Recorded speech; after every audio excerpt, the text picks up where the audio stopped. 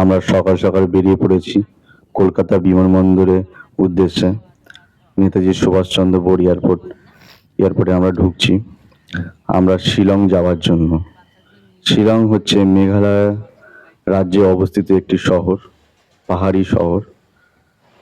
আমরা গাড়িতে ছিলাম, গাড়ি থেকে নেমে এয়ারপোর্টের মধ্যে প্রবেশ করেছি। আমি, আমার মা, আমরা দুটো টিকিট কেটেছিলাম এয়ারপোর্টে প্লেনের জন্য। এটা একটি বিজনেস ট্রিপ ছিল। আমরা এয়ারপোর্ট থেকে বেরিয়ে এখন বাসে উঠেছি। বাসেতে করে আমাদেরও প্রত্যেক যাত্রীকে প্লেনে কাছাকাছি নিয়ে যাচ্ছে।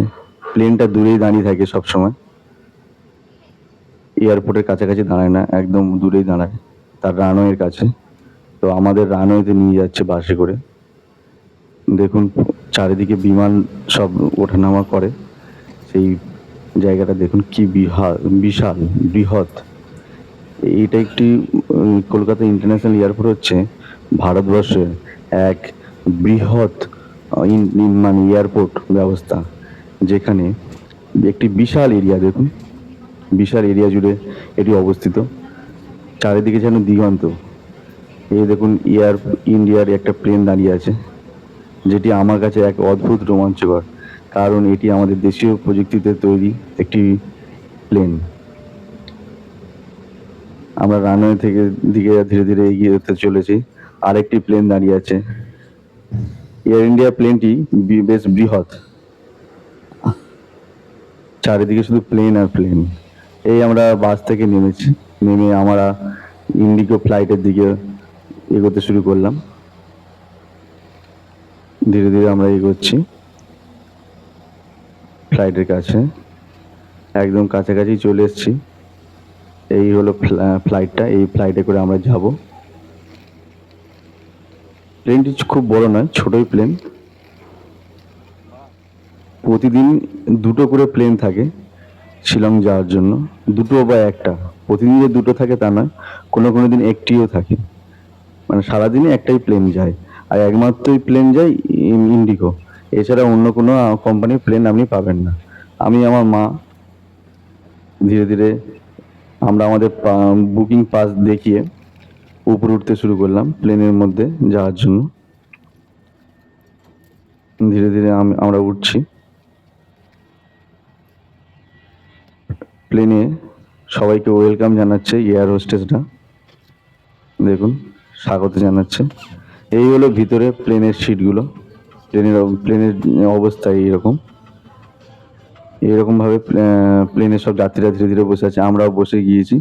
প্লেন এখনো ছাড়িনি, এখনো সব ওই জানালাগুলো, প্লেনের যে জানলা, বাইরের যে দৃশ্য দেখার জন্য সবই বন্ধ আছে। ছাড়ার আগে আমাদেরকে বেল্ট নিয়ে নিতে হবে, পাশে বেল্টও আছে, সেগুলো এয়ার হোস্টেসরা দেখিয়ে দেবে।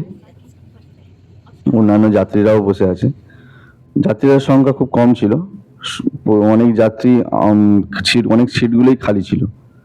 যত যাত্রী সে তুলনায় অনেকেই আসেননি বা এই ফ্লাইটে ছিল না।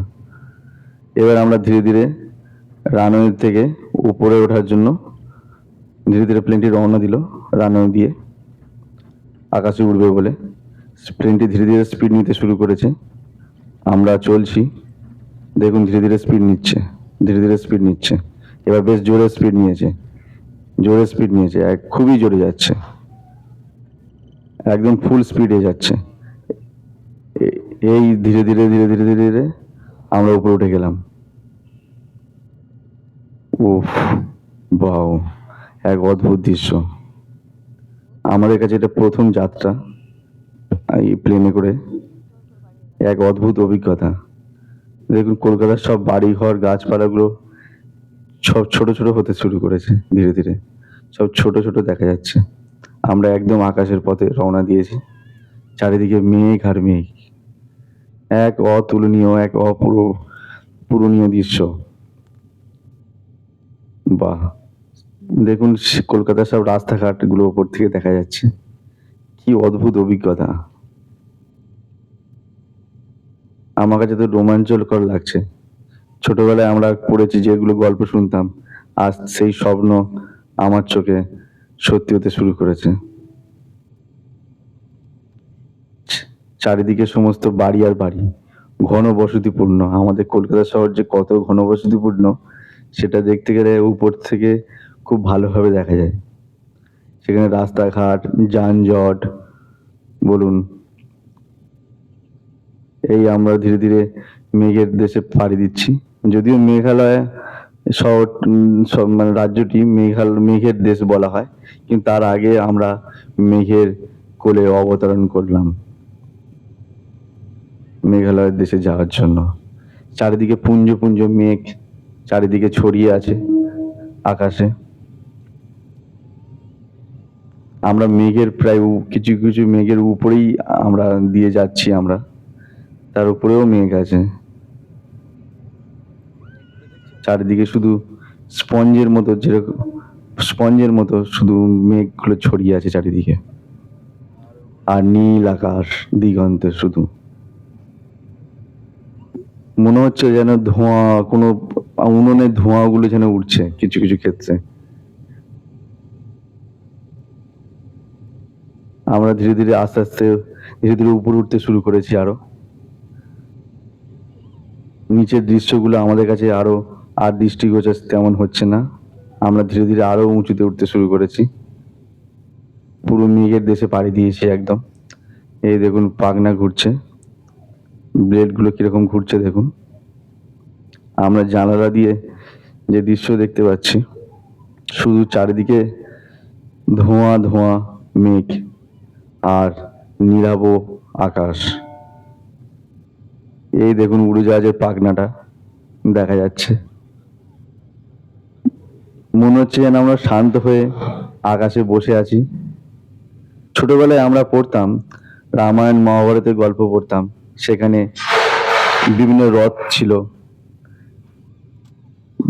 রথ ছিল যেগুলো পঙ্খিরাজ রথ বলা হতো। সেগুলো আকাশে উড়ে যেত, কিন্তু সেটাই যেন আমাদের কাছে মনে হতে শুরু করলো। সেই ছোটবেলার রামায়ণ মহাভারতে পড়া গল্পগুলো সত্যি এরকম হ্রদ ছিল তখনকার সময়।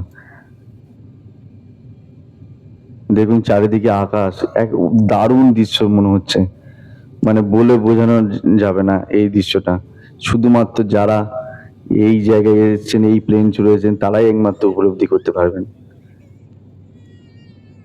আমরা একদম মেঘের উপর দিয়ে চলেছি, ধীরে ধীরে প্লেনটি এগিয়েও চলেছে,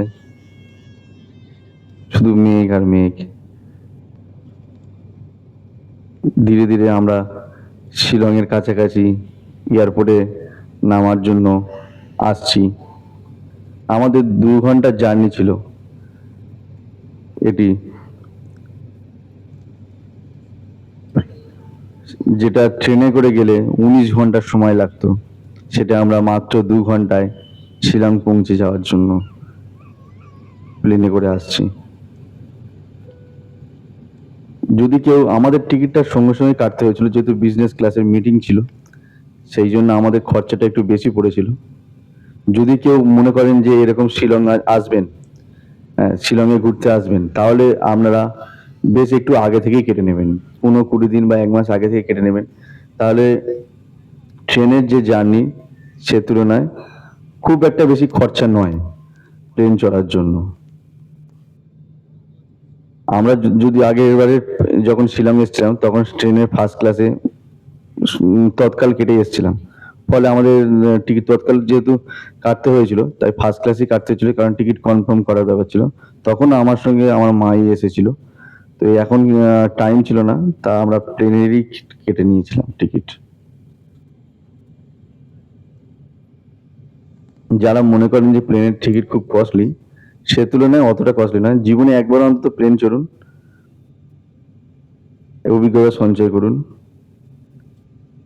একদম কাছাকাছি চলে এসেছি, শিলংয়ের কাছাকাছি। দেখুন এয়ারপোর্টের চারিদিকে সব গাছপালা, পাহাড়, শুধু পাহাড়।